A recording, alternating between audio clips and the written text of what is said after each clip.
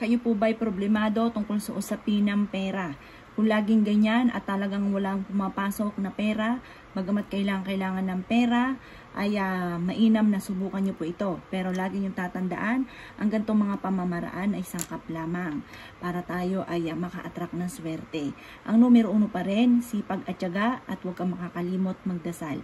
Tapos gawin nyo po ito mga bossing para ang pera mismo ang kusang lumapit. Iyon po ay pagiging positibo lamang. Pero ang numero 1, kayo po ay kailangan magsisipag at magtsatsaga.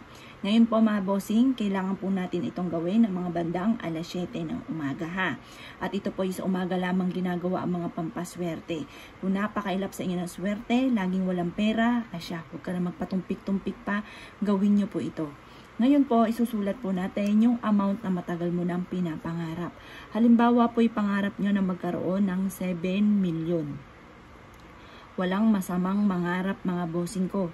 At pagkatapos dito mga bossing ko, isulat nyo na ng lahat ng mga pwede ninyong pagkunan ng pera. Halimbawa po, yung manalo ako ng jackpot sa loto. Sa numero na sample lang ito, 4, 3, 20, 10, 28, at 19. Yan ang aalagaan nyo lagi. Sample lang po yan. Kapag sinulat nyo dito, yun ang lagi nyong aalagaan. Halimbawa, magkaroon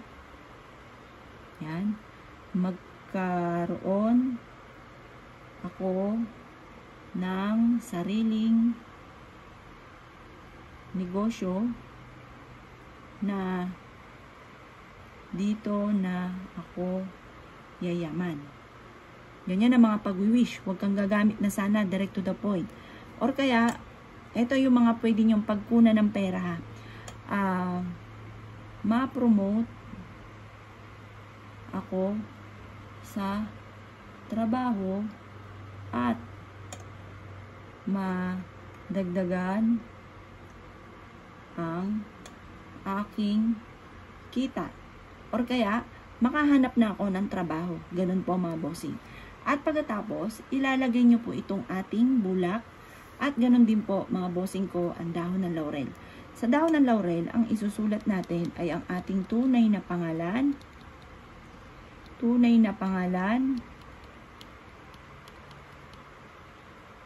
At ipilido. Yan. Ganyan lang po mga bossing. Pagkatapos, tutupiin nyo po ito. Yan.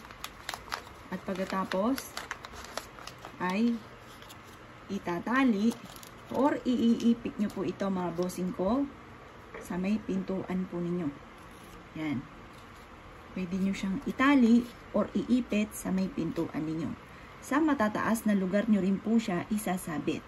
Ito ay sikreto lamang kapag ginawa ninyo. Kasi once may nakakaalam, maaaring may kumontra or maaaring matagal bago matupad kung ano man ang mga wini-wish po ninyo. Kaya kung kayo po isa sa mga naniwala sa mga ganitong mga pamamaraan, asya mga bossing, good luck po sa inyo po lahat.